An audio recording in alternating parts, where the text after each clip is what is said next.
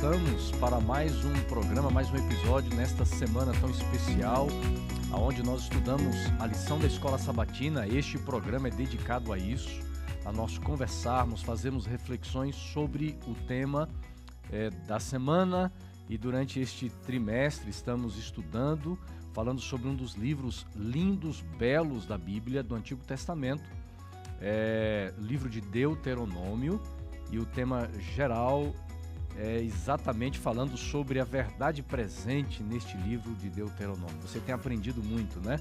Que livro maravilhoso, como é bom estudar a palavra, compreender aquilo que vai muitas vezes além dos nossos olhos, aquilo que a gente simplesmente lê, mas entender a teologia, entender o porquê o autor escreveu aquelas palavras, entender o porquê Deus agiu de certas maneiras ou de alguma forma na história. Então tudo isso vai nos ensinando, nós vamos aprendendo, né? E que bom que você está aqui. Já vou pedindo que você compartilhe esta live, tá bom? Compartilhe no Facebook, vai dando o seu like, vai curtindo também, vai acompanhando nas redes sociais, YouTube também, que está sendo sempre transmitido semanalmente, e é claro, sem falar no podcast, né?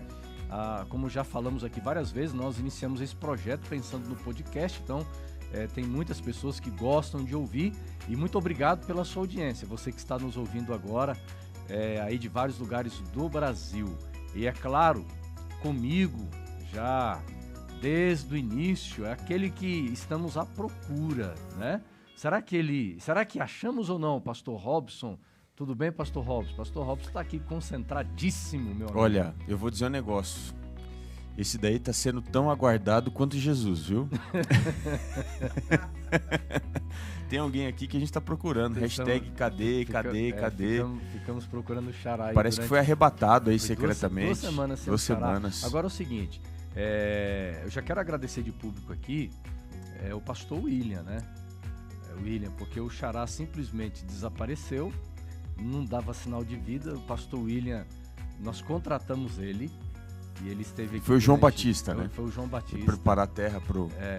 João Batista veio, pastor William participou conosco durante 2 semanas. Muito obrigado, viu, pastor William, nosso irmão, amigo aqui.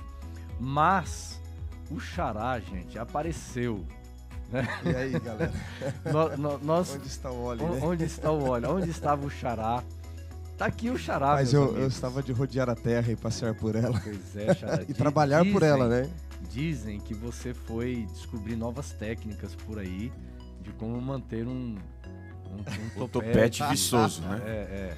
Viçoso, assim, o topete continua mesmo, porque né? ele rodou aqui o ABC Paulista todo aqui nos cabeleireiros e os caras não estavam dando mais conta de já manter não estava o charme, ficando Xará. já do mesmo jeito.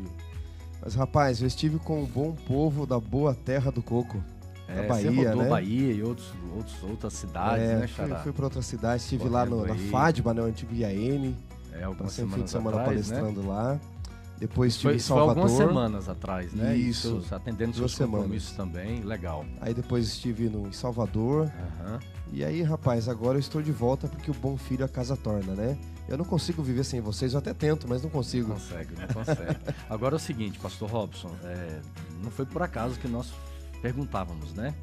Onde está o Xará? Quem sabe onde é que está o Xará? Apareceram algumas fotos, algumas hashtags indicando o paradeiro dele aí, né? Agora, por quê? Porque não é simplesmente aqui um momento de descontração que a gente tem, né? Isso é gostoso, isso é muito importante, isso gera e cria um clima familiar, mas nós sempre fazemos aqui no Lição em Dose Dupla as coisas intencionalmente, tá?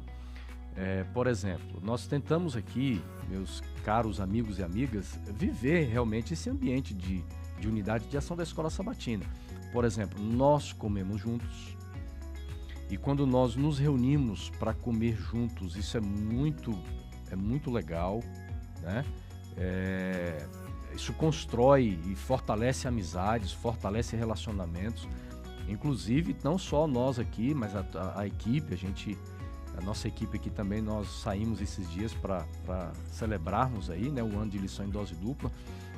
Então eu sempre digo o seguinte, que na Escola Sabatina não é a importância, há colunas na Escola Sabatina, e não é só a coluna do estudo da palavra, mas tem a coluna do relacionamento, de estar juntos, de viver família, de cuidar um do outro. Então, é a preocupação. Por exemplo, quantas pessoas deixam de ir na escola sabatina, na classe, e ninguém percebe a falta, ninguém sente falta, ninguém... E quando muito, diz assim, cadê o fulano? Cadê o ciclano? Né? Mas a gente não vai atrás. Então, por exemplo, o Xará estava lá, rodeando a terra, como ele disse aqui, mas a gente se falava, nós ligamos um dia para ele ali, né, no celular, porque a gente sente saudade, a gente sente falta, e na sua classe de escola sabatina, nós temos que ser assim, nós temos que cuidar uns dos outros, a gente precisa sentir falta um do outro e saber onde ela está, e não é só perguntar cadê o fulano, cadê a fulana, mas é ligar, como é que você está bem? Sentimos a sua falta na escola sabatina. Isso é pastoreio, isso é cuidado, isso é uma coisa que nós precisamos resgatar urgentemente, principalmente quando se fala, Xará, nesse tempo de pós-pandemia, né? A gente precisa cuidar das pessoas, e escola sabatina também é isso. Isso é verdade. Como é bom receber uma ligação dos amigos, uma mensagem, perguntando, e aí, você tá por onde? Você tá bem? Você faz falta? Você conta? E nesse tempo de pandemia, onde muita gente ficou aí reclusa e não se viu mesmo, muito importante você que está aí liderando em especial, não é? Mas é papel de todos. Uma mensagem, ligar para fazer uma oração. Agora que estão abrindo as coisas de novo por aí, não é? Estamos voltando ao nosso novo normal, por assim dizer. Convidar a pessoa para um almoço, alguma coisa assim. Exato. Jesus, ele cuidava muito dos discípulos, não é? Visitava os seus amigos como Lázaro, Marta e Maria. Foi muito bom receber ligação e mensagem de vocês, viu? Tô de volta. Amém. Eu tava aí uma ovelha errante, mas eu tô de volta ao aprisco. E aí eu volto a reforçar aqui, viu, pastor Robson? A lição geral na escola sabatina, ela teve a sua importância em algum momento. No momento em que as igrejas estavam fechadas, no momento em que a pandemia estava no seu pico, todas as preocupações, né? Mas a lição geral, ela é circunstancial. O ideal, o projeto de escola sabatina é o estudo da palavra numa comunidade menor, porque na classe da escola sabatina, além de ter a preocupação do estudo, o estudo participativo, o estudo onde nós vamos fortalecendo uns aos outros no estudo da palavra, mas a escola sabatina também, ali aquele momento da classe, é o momento da gente viver, né, em família, mas também, pastor Robson, a classe como um pequeno grupo, viver experiências missionárias. E na lição geral a gente não tem isso. Posso fazer um adendo aí, acrescentando mais uma justificativa da ausência do pastor Wanderson? Vai lá, você no passado, mente né, brilhante. No passado, a classe de escola sabatina tinha escola sabatina filial. Exato. Que era um momento de missão, né? Nós enviamos em missão aqui o pastor Wanderson para levar as boas novas do Lição em Dose Dupla para os nossos queridos irmãos baianos ali. Então a gente tem que ter esse projeto intencional mesmo, claro, né? Fazendo aqui uma comparação, quase que uma analogia aí. É isso aí. Da nossa ausência aqui. Isso é verdade, viu, pastor? Onde eu vou, eu falo para a galera, ó, assistam Lição em Dose Dupla, hein? Se vocês assistirem, estarão mais perto do reino. Olha, mas que bênção, que bom você nos acompanhar mais uma vez aqui nas nossas plataformas. Um grande abraço. Olha, eu quero mandar um abraço especial para o pessoal que sempre se conecta lá no Enviados, né? Um abraço, pastor Jair Miranda, um parceiro nosso. Pessoal do... não é do Enviados, é o pessoal do... Me ajuda aí, Robinho. Do Envolve. O pessoal do Envolve, que acompanhou a nossa lição, que tem acompanhado também. Muito obrigado, gente do Envolve aí no Brasil inteiro também, né? Que bom que você assiste, participa, um abraço. E, gente, é o seguinte, se você que está assistindo o Lição em Dose Dupla, se você compartilhar o link aí, falar do Lição em Dose Dupla para 5 pessoas, e vai aumentando, né, Xará? Quanta gente vai assistir, vai aumentando aí. Viralizar esperança. O mundo está espalhando ódio nas redes sociais, não é? Exatamente. Briga nas redes sociais. Nós somos chamados a espalhar o evangelho. Ou seja, então compartilhe agora no Facebook o nosso programa, nesse momento agora. Tem uma setinha aí, tá bom? Então compartilhe, curte aí. E também pode fazer seu comentário. Escreva de onde você é, tua cidade, estado. E comente, faça um comentário da lição, tá bom? Muito bem, o pessoal também do YouTube, tá joia? Meu amigo Wanderson Domingues, Xará, você vai nos dar a bênção agora, todos nós orando. Vamos lá, vamos orar. Senhor Deus e Pai, obrigado pela oportunidade de estudarmos a Tua Palavra através da lição da Escola Sabatina. Que agora nós possamos aprender de Ti, colocar em prática aquilo que aprendemos e que a Tua bênção repouse sobre nós e todos aqueles que nos ouvem e assistem neste momento. Por Jesus. Amém. Amém. Os estrangeiros no meio de vocês é o tema que vamos conversar agora, durante esses minutos que nós temos. Já estamos na lição de número 5 dessa nova temporada, e é um tema atemporal. É um tema que vai percorrer por toda a eternidade, amar. Porque amar é divino, como nós falamos aqui. O amor não é fruto de uma natureza pecaminosa. O amor, a própria Bíblia diz que Deus é amor. Nós não somos amor. Nós ainda temos amor. Mas Deus tem aperfeiçoado este atributo de Deus, tem compartilhado conosco. Na semana passada, nós estudamos aqui, comentamos sobre a profundidade do amor de Deus por nós e também a profundidade que é o amor que nós precisamos ter por Deus. Mas na lição desta semana, amplia o conceito que estudamos na última semana, amigos, lá em Marcos, no capítulo 12. Se vocês puderem abrir a Bíblia, eu vou pedir que o pastor Robson leia, Marcos capítulo 12, quando o escriba, né, ele vem dialogar, questionar Jesus sobre a questão do mandamento. Jesus, então, resume aqui em 2. O primeiro, nós lemos, amar ao Senhor, e ele vai falar também de um segundo mandamento, Marcos capítulo 12, versos de 28 a 31. Muito bem, diz assim: chegando um dos escribas, tendo ouvido a discussão entre eles, vendo como Jesus lhes houvera respondido bem, perguntou-lhe: qual é o principal de todos os mandamentos?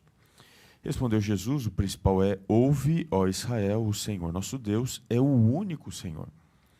Amarás, pois, o Senhor teu Deus de todo o teu coração, de toda a tua alma, de todo o teu entendimento, de toda a tua força. E o segundo é: amarás o teu próximo como a ti mesmo. Não há outro mandamento maior do que estes. Nós temos aqui uma exortação muito específica encontrada em Deuteronômio. Essa exortação, ela é tridimensional. O amor, ele se manifesta em 3 dimensões, em 3 direções. O amor a Deus, que é o amor integral, é o amor absoluto, que requer de nós amar de todo o coração, toda a tua alma e todas as tuas forças. É aquele amor que precisa chegar quase que ao nível da perfeição. É interessante que no inglês traz aquela expressão de algo que é completo, né? Exatamente, completo.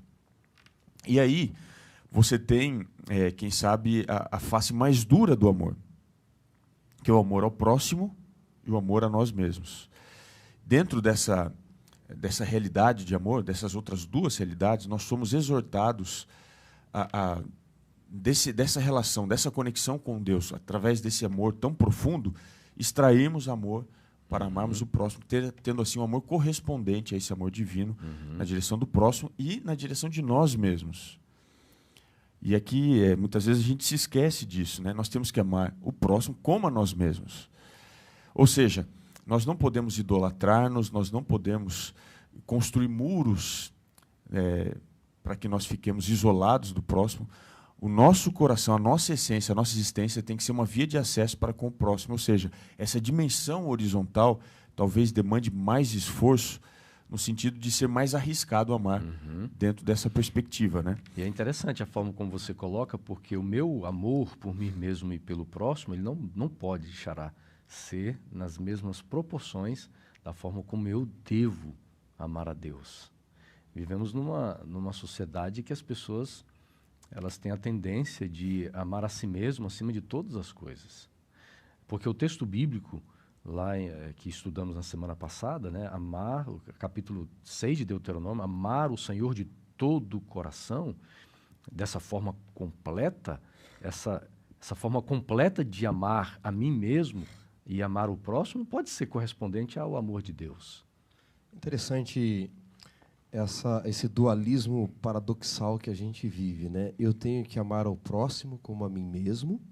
No entanto, eu tenho que viver moldado pelo cristianismo, não é? Pelos ensinos do Cristo, com o cuidado de não ser egoísta, não amar mais a mim mesmo do que o outro, não é? Trazer amor sempre para mim no sentido egoísta, não é? Ou seja, eu tenho que me preocupar com o outro, eu tenho que me amar, eu tenho que cuidar de mim, mas num ponto de equilíbrio onde eu não ame demais a mim, me torne egoísta, mas também não me torne também refém do outro, dependente do amor do outro, ou sempre de satisfazer a necessidade do outro. E é nessa ambiguidade entre me amar e amar o outro, porque quem não se ama, como vai amar o outro, né? A velha lógica do avião, né?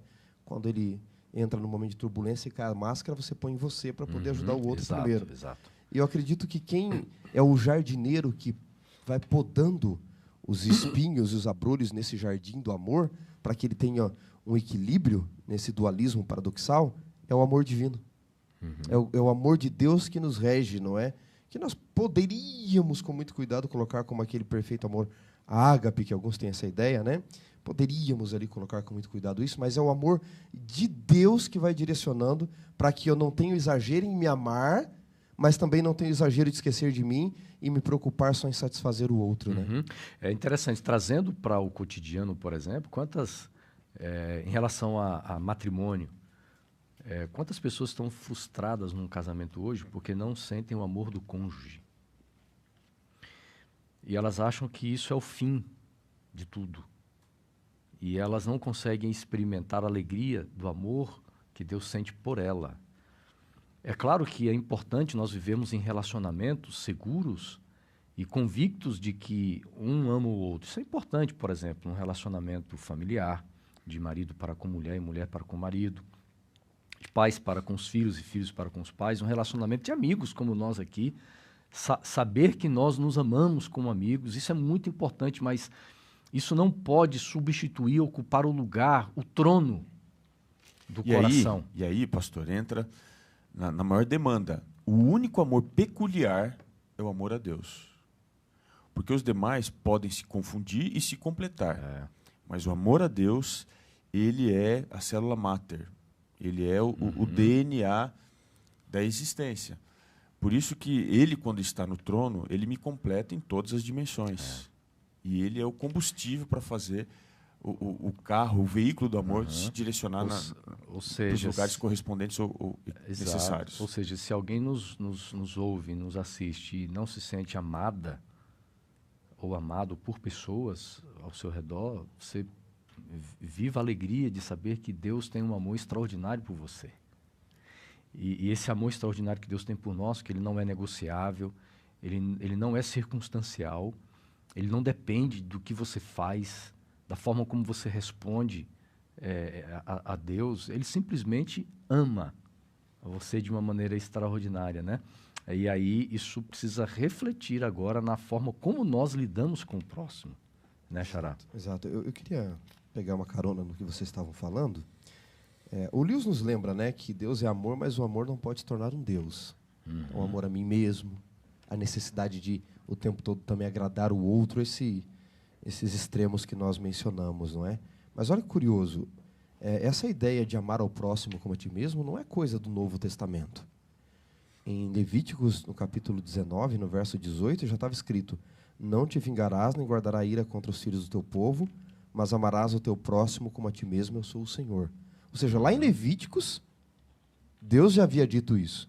O que Jesus traz de novo no Novo Testamento? E aí entra, pastor Robson, acho que esse equilíbrio que é o amor de Deus, que você acabou de mencionar também. Em João, no capítulo 13, né, o clássico texto, João 13, a partir do verso 34, Jesus diz assim: novo mandamento vos dou. E a palavra aqui não é nomos, é entolê. Entolê no Novo Testamento tem que ser separado de nomos. Nomos geralmente é referência à lei mosaica, aos 10 mandamentos. Entolê vai se referir à essência da lei, que é o amor, né? E ele diz: novo entolê vos dou, né? Novo mandamento, que vos ameis uns aos outros. Mas isso não era novo, porque lá em Levíticos e Deuteronômio já estava dizendo isso. E aí Jesus completa, não é? Como eu amei vocês, vocês devem amar uns aos outros. Veja como o amor de Deus se torna a base. Agora, ele está dizendo, nessa nova aliança, você não vai simplesmente amar o outro como você ama você, porque o coração é enganoso e nós temos o perigo dos extremos. Ele vai dizer, Deus é a base, eu sou a base, ame o outro como eu amo você. E aí a coisa é mais profunda, né? Até porque na sequência de Marcos, o amor a mim mesmo e ao próximo vem depois do amor a Deus, né? Agora, o capítulo 10 do livro de Deuteronômio é um capítulo extraordinário. Nós estamos compreendendo nos capítulos deste livro exatamente sobre a aliança. E o livro de Deuteronômio vai nos lembrando e reafirmando a aliança de Deus com o povo e a renovação da aliança. E neste capítulo em especial, ele vai nos lembrando que Deus, ele renovou a aliança com o povo de Israel.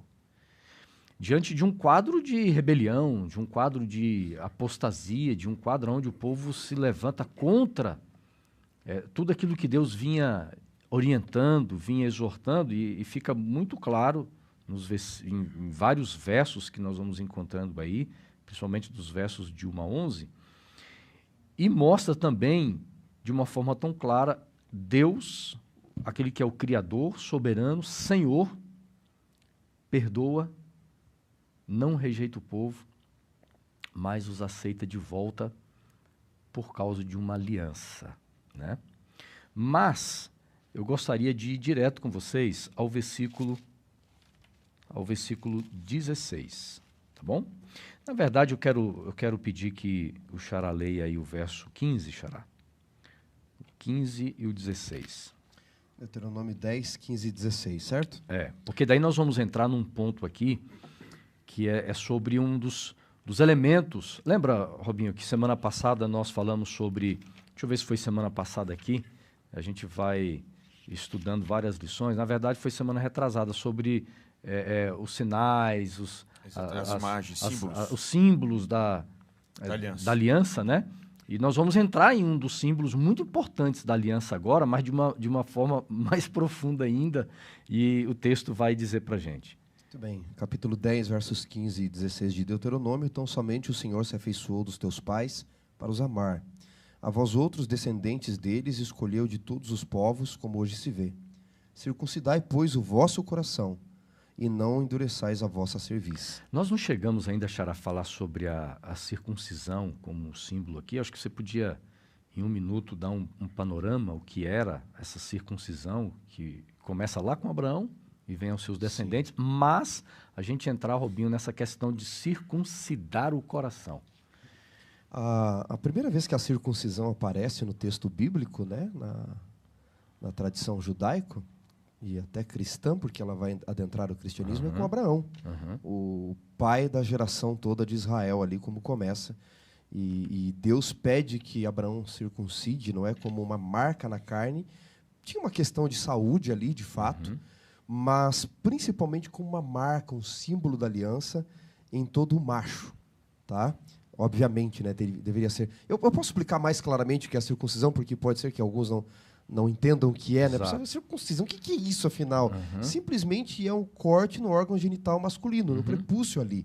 Na pele, né? E notem, se Deus faz uma aliança com Abraão, né, pastor Robson, Xará, e nessa aliança ele vai falar do descendente, que ele promete a terra eternamente e o descendente... E promete que Abraão seria pai a um casal que não podia ter filhos. Aí ele circuncida e o macho, né, ele não tem ação masculina de gerar nesse momento de dor. Então Deus está dizendo, eu estou dando uma marca para vocês, tornando-os incapazes nesse momento, mostrando que esta aliança na carne depende de mim. Então essa era a grande questão da circuncisão, que eles acabam sempre lembrar, né? Sempre lembrar que por mais que o homem fosse um reprodutor, mas a descendência veio do milagre de Deus. Exato. Então essa era a grande marca. Agora veja, no livro Patriarcas e Profetas, na página 363, Ellen White, voz profética aos adventistas, diz que se eles houvessem observado a aliança antes, não seria necessária a circuncisão. E se eles houvessem guardado a aliança da qual a circuncisão era um sinal, que era a questão do descendente que viria, o Messias, jamais teriam sido induzidos à idolatria, não seria necessário sofrer a vida de cativeiro no Egito, e não seria necessário nem que a lei fosse gravada no Sinai e dada em tábuas de pedra. Então, é necessário novos símbolos e renovação da aliança Não é porque Deus acabou a aliança, Deus não pôde manter. Em Salmos 89, 34, o salmista diz que a aliança é eterna. Então, na verdade, não é Deus que não pode manter a aliança. É a infidelidade do povo e a misericórdia de Deus que faz com que ele renove. Agora, só um detalhe sobre circuncisão. A circuncisão, ela não é o início do processo da aliança, do relacionamento. Porque no caso de Abraão, ela veio depois de ele ter sido justificado. Como falamos aqui algumas semanas atrás, né? Então, é um processo. E aí eu queria contrastar esse processo de aproximação com o processo de afastamento. Existe um filósofo austríaco, Friedrich Hayek, ele diz o seguinte: liberdade não se perde de uma vez, mas em fatias, como quando se corta um salame. Então, é aos pouquinhos. O homem se afasta de Deus aos poucos. É um processo. Assim como o homem só volta à presença de Deus através de um processo. E a circuncisão é um símbolo deste processo. Veja, não é o passo inicial, porque a circuncisão é sinal de obras. E o relacionamento com Deus não se inicia pelas obras. O relacionamento com Deus ele é constituído na fé. Então, quando você chega aqui a esse pedido, né, que Moisés faz em Deuteronômio 10, o verso 16, circuncidar o vosso coração... Viu, pastor, deixa eu só compartilhar. Eu tenho uma Bíblia judaica aqui, ok. Ela traz uma tradução interessante. Portanto, circuncidem o prepúcio do seu coração. Exatamente. Então, o que isso significa? Significa que nós não somos os iniciadores do processo. Mas em alguma parte desse processo, nós precisamos cortar na carne. Porque o ato da aliança é cortar. E o símbolo da circuncisão é cortar. Ou seja, em algum momento, eu também preciso cortar na carne. E cortar, aqui no caso, o coração, circuncidar o coração, que é o centro da maldade da existência, é o ponto mais obscuro do universo, onde a sujeira do pecado se fez mais intensa. Centro da moralidade, das decisões, escolhas. Enquanto o Rob falava aqui, eu estava lembrando do contraste de Paulo e do carcereiro de Filipos, né? Você tem no carcereiro de Filipos, quando Paulo e Silas estão presos, um homem que não conhece Jesus, que não conhece a graça. Então, o anjo estoura a cadeia e ele vai até se matar. Paulo e Silas não fogem e ele diz assim: senhores, que devo fazer para ser salvo? Ele acha que obras salvam. Por outro lado, quando Paulo encontra Jesus na estrada de Damasco, Atos 22, 6 fala disso, ele olha para Jesus e diz: Senhor, o que queres que eu faça para glorificar o teu nome? Então, notem, essa é a questão do cortar a carne. A salvação é pela graça, mas aquele que está salvo na graça, ele tem marcas na sua vida de salvação. Então, o cara que não conhece a graça, ele diz assim: o que eu devo fazer para ser salvo? Eu devo me circuncidar? Deus diz: não.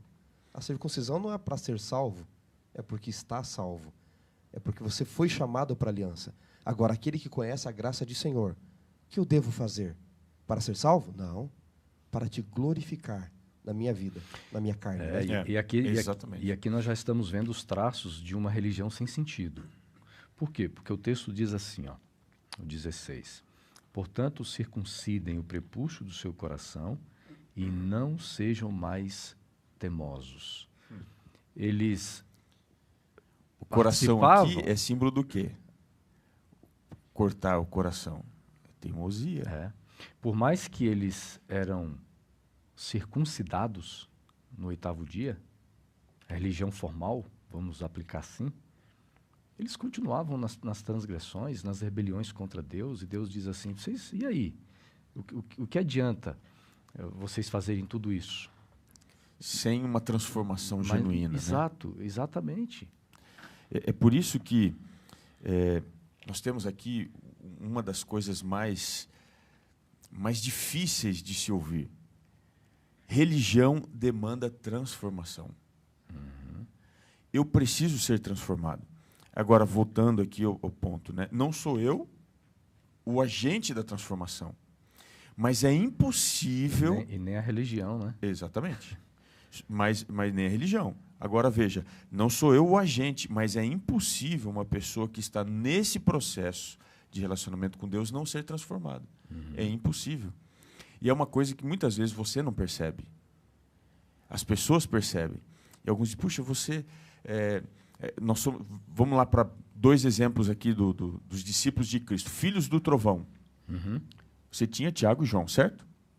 O que significa uma pessoa filha do trovão? Uma pessoa explosiva, temperamental, difícil. E aí você tem uma nominação a um desses 2 irmãos aí como sendo discípulo amado. Olha isso aí, é transformação, é circuncisão do coração. Por isso, dentro desse processo, qual é a grande evidência, e aqui eu acho que é o ponto, que na sequência textual aqui de Deuteronômio 10, a gente vai chegar a isso daí, qual que é a grande evidência da circuncisão do coração e da transformação? É quando não é mais o eu que governa a minha vida, mas quando é o próximo que norteia a minha vida. Que é a sequência do texto aqui, ó. Você vai no verso 17, né? O Senhor, vosso Deus, é o Deus dos deuses, o Senhor dos senhores, o reconhecimento da glória de Deus na minha vida. E aí você tem aqui, ó, poderoso e temível, que não faz acepção de pessoas, nem aceita suborno, que faz justiça ao órfão e à viúva, e ama o estrangeiro, dando-lhe pão e vestes. Ou seja, não há espaço, pelo que você está falando, não há espaço para o pronome nós. Não. São vocês. Porque quando Jesus veio, ele não se preocupou com nós, ele se preocupou com vós, com vocês. Exatamente. Então, eu queria fazer minhas aqui as palavras de Albert Einstein. Ele disse o seguinte: o mundo é um lugar perigoso de se viver, não por causa daqueles que fazem mal, mas sim pelos que observam e deixam o mal acontecer. O que Deus queria nesse processo de transformação de aliança do povo é que esse povo se voltasse para o fraco, para o oprimido. Essa era a escalada da aliança na vida individual e coletiva do povo de Deus. Olha o perigo que nós vivemos, Robson. O Alan Watts ele diz assim, ó, nós não vivemos numa sociedade materialista. Isso já passou. É muito pior. Ele diz, vivemos na sociedade das aparências, onde compramos produto para mostrar e não para ter qualidade para uso. E aí ele diz assim, ó, essa obsessão pela aparência se traduz em todas as esferas. Perdemos o conteúdo, perdemos a essência. E na religião, Israel viveu isso e nós corremos o mesmo risco. Viver mais do que o materialismo. Vivermos na sociedade das aparências, onde a minha religião não consegue suportar você pensar diferente, onde a minha religião não consegue suportar os meus pecados vistos na tua vida, onde a minha religião não consegue suportar alguém de cor diferente, alguém que tenha uma origem diferente, que é a questão da xenofobia, onde a minha religião não consegue suportar, às vezes, uma mulher no poder, a minha religião não consegue simplesmente suportar aquele que pensa diferente de mim. E aí eu deixo a essência do cristianismo, a essência da religião, e passo a viver uma aparência onde eu coloco leis, mas não consigo circuncidar o coração. Esse é um grande desafio, né? É por isso que, dentro desse processo, e a lição vai tratar, voltar-se para os fracos, os marginalizados, os fragilizados, que, no caso aqui, o grande exemplo, né, é o estrangeiro. E há uma razão aqui, acho que na lição do guia de segunda, né? Viu, amigos? E Deus deixa tão claro, o próprio Israel foi estrangeiro. Fazer ao outro o que eu quero que faça a mim. Exato. Né? Embora esta geração não tenha experimentado o cativeiro, mas eles eram filhos e netos de escravos, de certa forma, eles herdaram certas experiências e Deus está dizendo para um povo que viveu lá, para uma nação que teve uma história de cativeiro de 400 anos, você não perde. Veja, mais de 400 anos vivendo no Egito, você não perde em uma geração, duas, os traços de tudo isso. Você não consegue perder. Nós vivemos num país relativamente novo, nós temos aí nações espalhadas pelo mundo que têm histórias muito antigas, milenares. Né? O Brasil é um país novo, é um adolescente, vamos dizer assim, mas... e o pior, miscigenado, né? Depois de um pouco mais de 500 anos de história que nós temos no Brasil, nós não perdemos traços das nossas origens. Agora, nós estamos falando de um povo 40 anos depois, que estão prestes a entrar numa terra prometida, embora eles não viveram especificamente no Egito, mas tem esse ranço de um povo escravo ainda. Então, Deus traz uma linguagem muito, muito nítida, traz uma muito clara, Xará, para eles, falando assim, vocês têm que saber lidar com o estrangeiro da forma como eu lidei com vocês. O que ocorre é o seguinte, o oprimido tende a se tornar opressor, e o perseguido pode se tornar perseguidor. Muitos que tiveram pais abusivos, se não se tratarem, tende a se tornar pais abusivos da mesma forma, ou assim por diante, não é? Então Israel foi perseguido e poderia muito bem se tornar um perseguidor. A gente se esquece fácil de algumas lições. E Deus, então, ele exalta essa preocupação com o estrangeiro. O pastor Robson mencionou, não é? É a melhor forma de traduzir os frágeis, não é? É muito fácil você respeitar quem está acima de você. Seu chefe, seu líder. Mas o real caráter de um homem e de uma mulher é visto como ele trata aqueles que estão, abre aspas, aqui abaixo dele, não é? Estão mais frágeis do que ele. Porque eu tratar você por você ser meu chefe bem, isso aí é uma questão normal, até de sobrevivência. Mas e tratar como eu trato aqueles que estão abaixo de mim? Tem uma responsabilidade talvez menor do que a minha. É aí que você traduz o caráter de cada um. E Deus, ele mostra isso ao longo da Bíblia. Eu queria destacar aqui, para a gente entrar na questão do estrangeiro, porque Deuteronômio, ele menciona a questão, mas não dá o exemplo de quem foi. Né? Mas a Bíblia deixa exemplo de vários, mas eu queria destacar 2 estrangeiros de como Deus os cuidou. O primeiro deles era Caleb. Queria pedir para vocês lerem um texto para mim aqui, posso? Pedir para o pastor Robson ler capítulo 14 de Josué, verso 6. E, Xará, para você ler Gênesis para nós, capítulo 15, Gênesis, capítulo 15, o versículo 18 ao 21, são 2 textos curtos ali.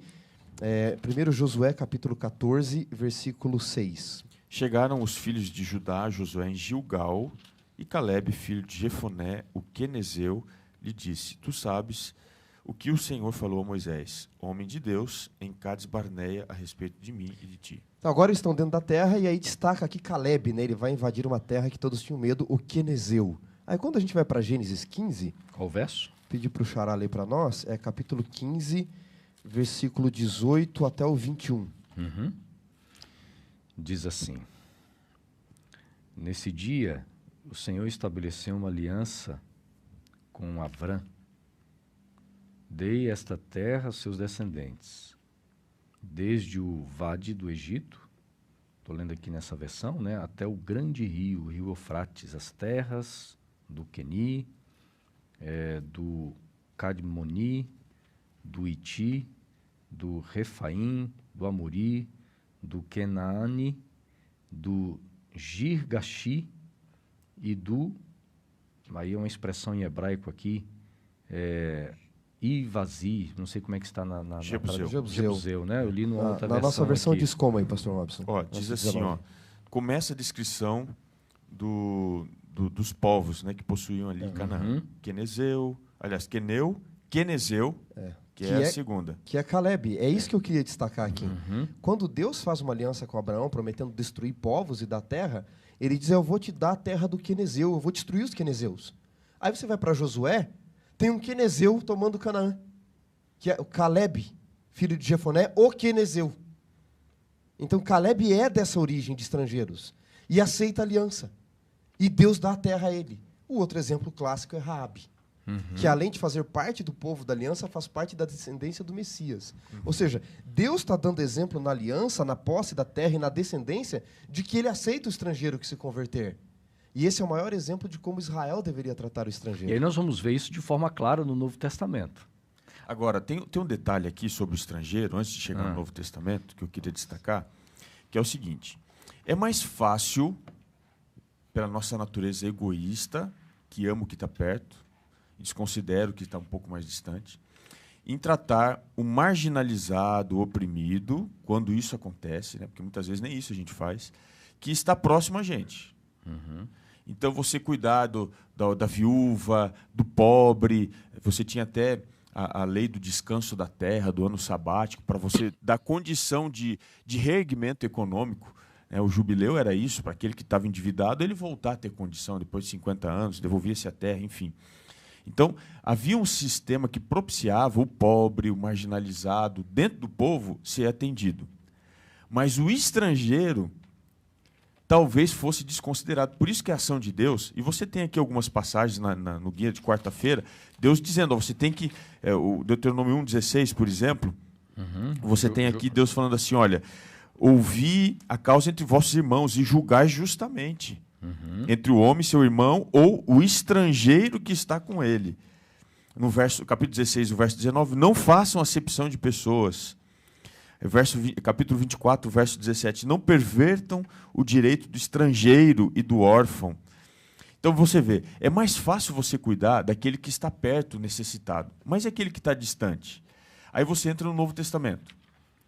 Qual foi o grande problema da igreja cristã primitiva ali, o entrave que a gente tem lá em Atos 6? Qual que era a grande dificuldade? Que ele permanece durante vários anos. Cuidar né? das viúvas deles E abandonar aqueles que eram helênicos. os helênicos. Exato. Os de fora. Os de fora. Os de fora. Então você vê, a gente cuida do que é nosso.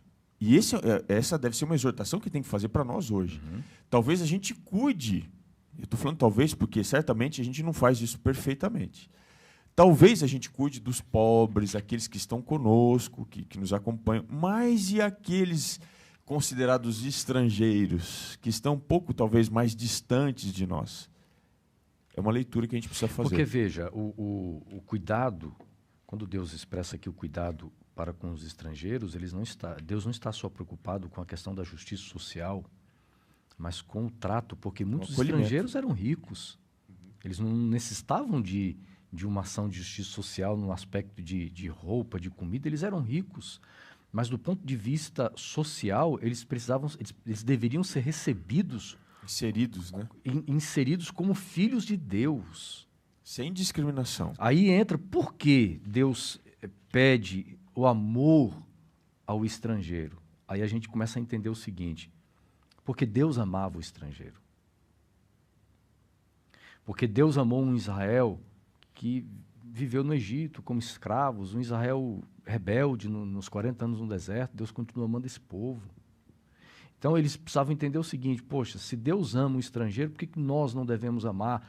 E lembrar, isso serve para nós hoje, que Deus está fazendo uma obra de restauração, de sermos a imagem, a semelhança dele. E há um texto que o nosso guia traz aqui também, Deus dizendo o seguinte: vocês precisam ser santos como eu sou santo. Como é que eu quero ser parecido com Deus se eu menosprezo aquele que eu considero estrangeiro? Mas aí tem uma outra razão também que eu gostaria de colocar aqui, né? Por que amar o estrangeiro?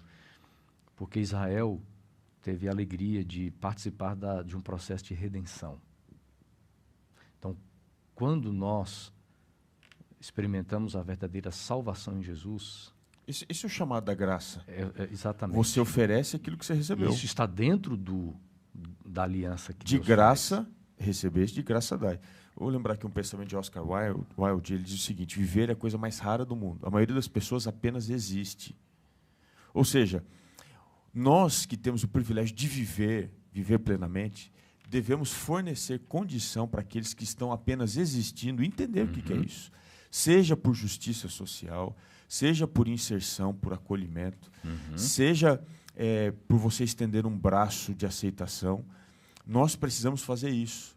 Tirar as pessoas do nível da existência para que eles tenham condição de viver plenamente, abundantemente, como Jesus prometeu, né, no Evangelho. E olha esse pensamento do autor aqui na lição de terça. Ele diz assim: a bondade para com os marginalizados teria sido um poderoso testemunho para o mundo quanto à sua superioridade de seu Deus e de sua fé, que em certo sentido era o ponto principal da sua existência.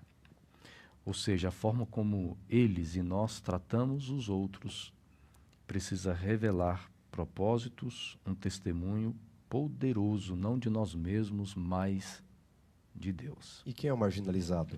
É nada mais, nada menos do que aquele que vive à margem. Ele está praticamente fora, não é? O artigo 7º da nossa Constituição e Direitos Universais diz que todos são iguais perante a lei. Quando o nosso guia fala de julgar com justiça, isso é interessante, porque vocês mencionaram, não é? É fácil cuidar dos de perto, e às vezes até é fácil dar um pouco de migalha para alguém. Mas como eu vou tratar aquele que é diferente de mim, ele tem poder e tem riqueza também? Eu vou usar da justiça dentro do meu país para acabar com o outro só porque ele é estrangeiro?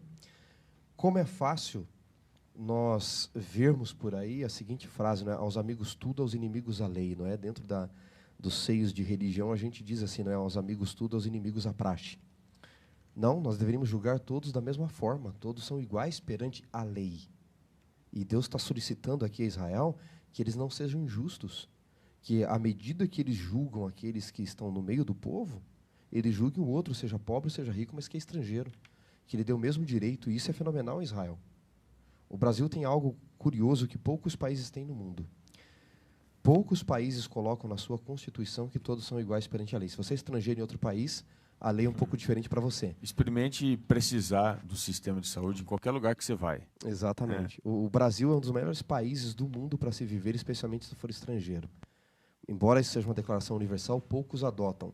Todos são iguais, todos devem ser julgados da mesma forma. Se você, brasileiro, tem uma contenda com o estrangeiro, vocês serão julgados de forma igual perante a lei. Nem todos os países isso acontece. E um outro acontece. detalhe interessante sobre isso, né, eu mencionei aqui sobre o sistema de saúde, se você vai para qualquer país aí e você não faz um seguro internacional de viagem, você chega lá, a conta é cara. Aqui no Brasil, qualquer pessoa tem direito de ser atendida pelo SUS, inclusive em caso emergencial, de cirurgia. Isso é fenomenal, coisas, né?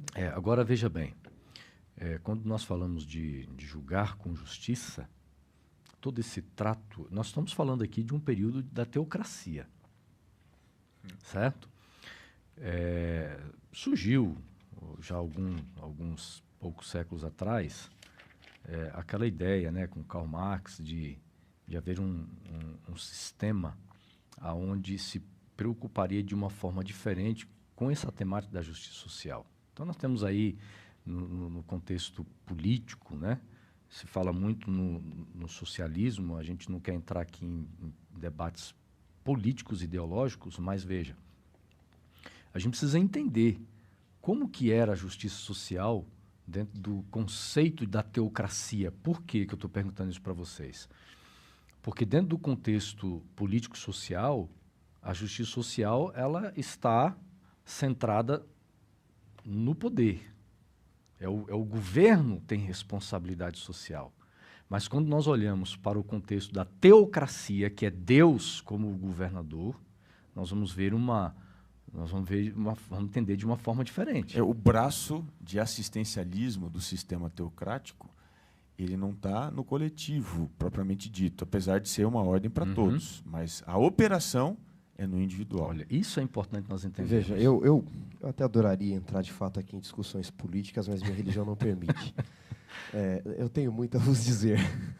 Mas vós não podeis suportar, né? Note, Marx sabia muito bem, bom, quem leu a vida de Marx de fato sabe disso, que era viver dependendo dos outros, porque ele foi sustentado por Engels a vida toda. Inclusive o filho dele que ele teve com a empregada, que ele nunca assumiu, foi Engels quem criou.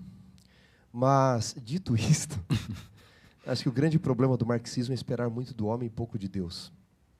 Muito do homem e quase nada de Deus, senão nada de Deus. Deus. Até desconsiderar a própria existência de Deus, porque o marxismo tem suas bases no evolucionismo. Marx quis dedicar o seu livro, inclusive, a Darwin. Darwin não aceitou, fugiu dessa furada. Mas ele tem por base a evolução da sociedade e o evolucionismo em si. Veja, quando Israel está falando da ajuda aos pobres, do respeito ao estrangeiro, de cuidar dos mais frágeis, de fato era uma responsabilidade de todos, aqui ele está direcionando eles para a aliança, porque Deus está preocupado com os pecados e com a salvação. E o problema hoje de muitas justiças sociais, deixa eu reforçar algo aqui, amigos, até para a nossa salvação, não é? Nós não estamos dizendo que não tem que cuidar das mulheres, das crianças, dos idosos, de comunidades frágeis, independente da sua opção sexual. Pelo contrário, isso é a nossa obrigação. Precisa ser protegidos por nós e pela lei. Está tudo certo. O que nós estamos dizendo é que não deveria parar aqui. Porque eu não posso desconsiderar também o mal do pecado nesse mundo e só encher a barriga das pessoas, embora isso seja muito importante, a igreja faz, deve continuar fazendo e deveríamos fazer mais. Mas nós temos que conduzi-los à eternidade. Eu não posso querer criar um reino aqui e levantar messias para criar uma terra melhor, porque esse reino é reino de pecado, e aonde um tirano, seja de extrema direita ou de extrema esquerda, assuma o poder, ele vai massacrar o seu povo. A questão de Israel aqui era conduzir um povo salvo a praticar ações de pessoas salvas, que era bondade e justiça para com os diferentes estrangeiros, mas conduzi-los a uma aliança eterna. Como que eu leio isso daí? O grande problema, talvez, das ideologias, né? Não vamos entrar em detalhes aqui, é transformar a justiça social na doença e não no sintoma. Para mim, a justiça social, ela resolve o sintoma. Exato. Porque a doença é outra. E ela não é o ponto central. A doença é o pecado. Então, você não resolve o problema do mundo com justiça social. Até porque Jesus mesmo foi o que está dizendo, o que eu estou querendo falar. Os pobres, ele diz, sempre o tereis convosco. Por quê? Fosse um pêndulo ideológico para a esquerda ou para a direita, os pobres continuariam. Exato. Então, o grande problema apontado por Cristo, e a gente não pode menosprezar a justiça social, ela tem que ser vivida plenamente. Inclusive, hoje, a igreja precisa fazer mais, eu digo individualmente. Esse é o ponto muito nós importante, precisamos né? fazer mais. E nós vamos falar, não podemos nos desculpar. Nós vamos concluir, vamos entender o porquê. Mas a questão é a seguinte: isso aqui não pode sair do foco. A justiça social, ela vai atender um sintoma, não a doença. A doença é o pecado. Eu vou contribuir com o que você está dizendo, utilizando aqui um pensamento da escritora Ellen White no livro Atos dos Apóstolos. Ela fala o seguinte: a igreja é o instrumento apontado por Deus para a salvação dos homens. Ou seja, a igreja não é a salvação, mas ela aponta. Aí diz assim, ó, por que a igreja existe? Por que ela foi organizada? Por que nós precisamos fazer parte dela? Diz assim, ó, foi organizada para servir. Mas a sua missão é levar o evangelho ao mundo. Então, aí a gente tem um dilema. Qual que é o dilema? Alguns pensam hoje, e têm feito isso, na minha maneira de entender, fazendo confusão, transformando a adoração em serviço. A adoração do sábado em serviço. Ou seja, o serviço é mais importante do que a adoração. O que eles fazem? A gente tem que ter as duas coisas no sábado. O serviço ao próximo e a adoração. Mas uma coisa não substitui a outra. E alguns têm feito o seguinte, pastor. O momento de adoração a Deus, em torno da palavra, do conhecimento, tem se transformado em um momento de caridade. Então as pessoas, em vez de terem essa comunhão com o próximo e com Deus no sábado, entendendo a Bíblia, eles têm ido fazer o quê? Varrer rua, entregar cesta básica, isso no momento da adoração, ou substituindo completamente a adoração. Uma coisa não substitui a outra. Aí eu digo o seguinte, que tanto a adoração quanto a justiça social, a palavra, ela precisa estar também no centro. Porque se eu tento adorar Deus sem palavra, se eu tento praticar justiça social sem palavra, está sem propósito. Deus não é o centro. E aí nós fechamos aqui a nossa temática, né, falando sobre a verdadeira religião. Nós já até estudamos sobre isso aqui no passado, né, Xará? Sobre esse tema aqui, a verdadeira religião. Falamos lá no livro de Isaías, quando estudamos sobre Isaías, o profeta Isaías toca nessa questão quando ele aborda ali sobre o jejum, o tema do jejum, né?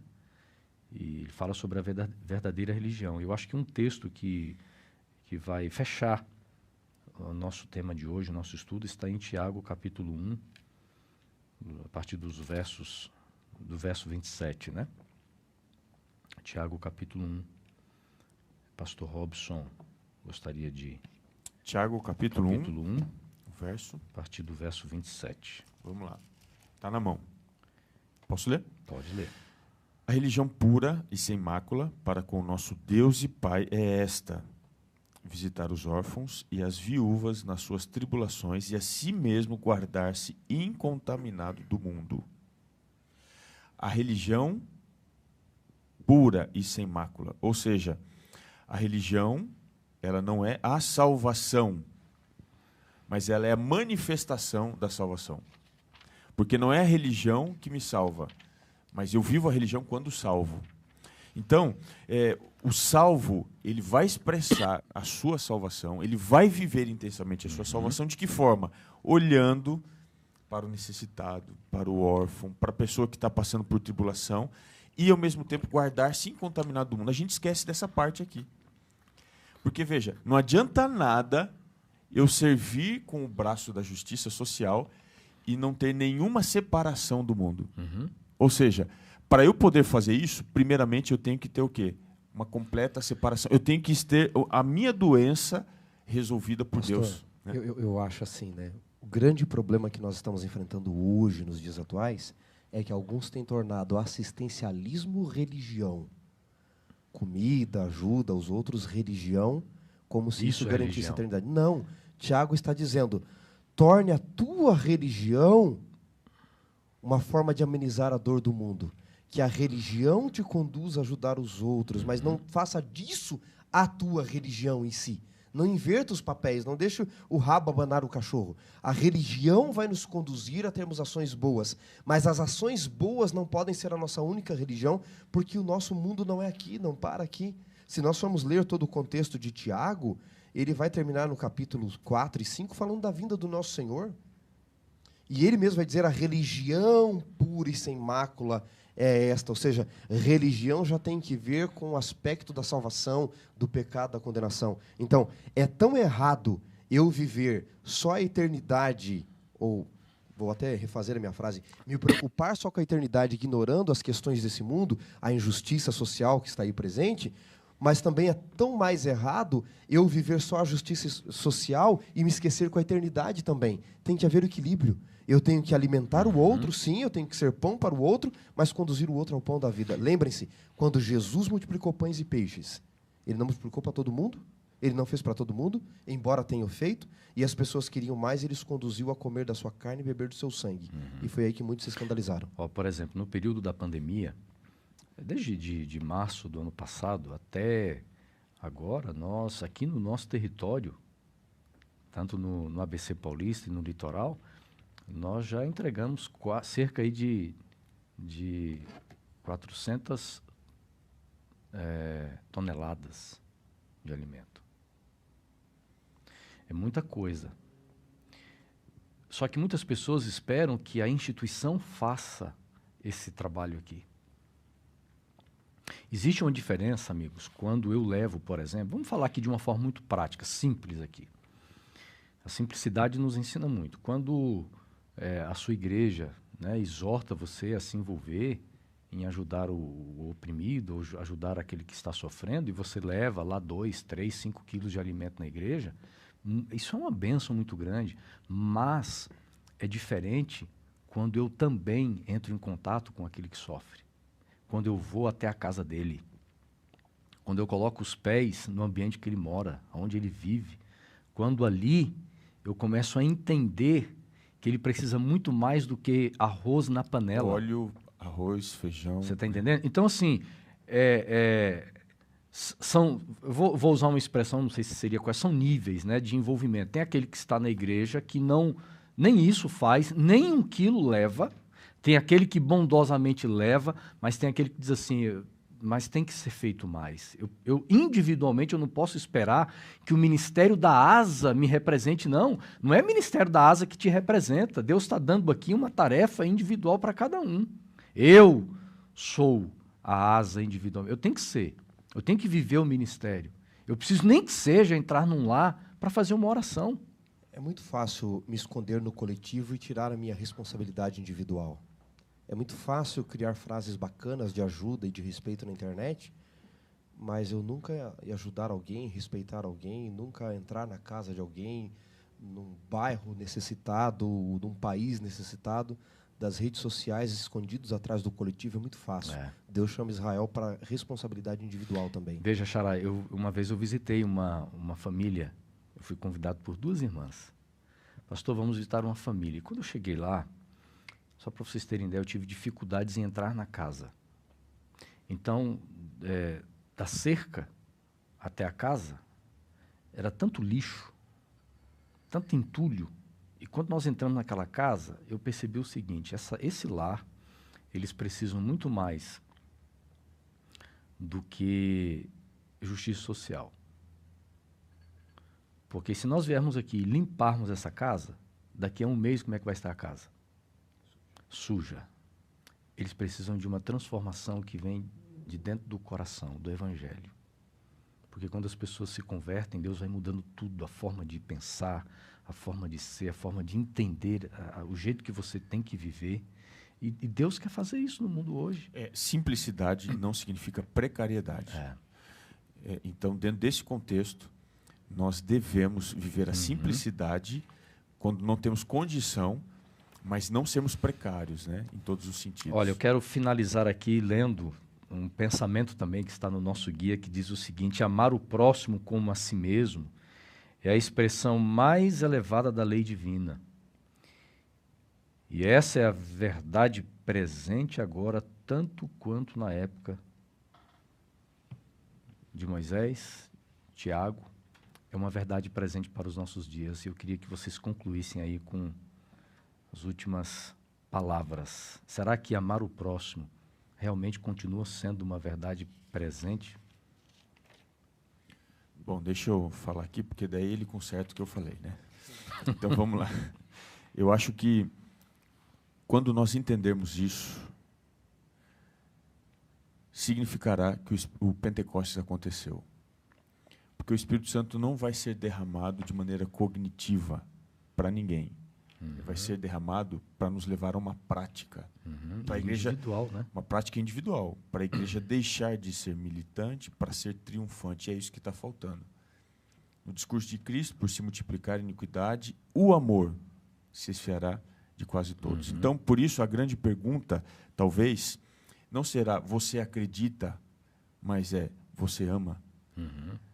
Não é se você teve um doutorado em teologia, mas se você de fato conseguiu transformar a vida de alguém pelas suas ações, guiado pelo Espírito Santo. Que Deus nos ajude a sermos cheios do Espírito. Amém. Amém. Pastor, não tem nem que consertar, rapaz. É tudo perfeito aí que você falou, de fato. Assina embaixo. Jesus disse em Mateus 7, não é? Esse povo me honra com os lábios, mas o seu coração está longe de mim. Uma religião só de aparência, seja ela do extremo que for, de direita ou de esquerda, que se preocupe só com o social ou que falsamente se preocupe só com o eterno também e não atenda às necessidades. Sem o equilíbrio, ela não passará incólume. A conta vai chegar. Jesus falou, vocês me honram com os lábios, mas o seu coração está longe, muito longe de mim. Ele quer que ele seja o nosso exemplo e que a minha religião faça pelo menos com que eu me coloque no lugar do outro. Se ela não puder fazer isso, eu não entendi o Cristo que na cruz se colocou no nosso lugar, né? Amém. Eu termino pedindo para você compartilhe esse nosso programa, mas compartilhe o amor que Deus colocou, aperfeiçoou no seu coração, as pessoas que vivem próximas, que vivem distantes, aquelas que Deus vai te colocar perto para que você seja uma bênção. Amém? Pastor Robson, nos dê a bênção através da oração. Senhor, nos colocamos aqui diante de Ti, mais uma vez em oração, pedindo que o Senhor resolva o nosso problema, não apenas a sintomologia, mas a essência, o pecado. E que através da nossa vida, o Senhor também possa nos usar para resolver o sintoma do pecado, que é a fragilização do próximo, a marginalidade que muitos são levados a viver, para que atendamos, Pai, as necessidades dos oprimidos, dos fracos, da viúva, do órfão, dos estrangeiros, mas que, acima de tudo, por detrás de uma ação de solidariedade, haja uma ação de espiritualidade, conduzindo essas pessoas a olhar aquilo que é eterno, aquilo que é verdadeiramente louvável. Ajuda a tua igreja a viver isso, Pai, que plenamente cheios do teu Santo Espírito possamos não apenas falar de Cristo, mas viver como Ele, levando salvação àqueles que tanto necessitam. Te pedimos isso em nome de Jesus. Amém.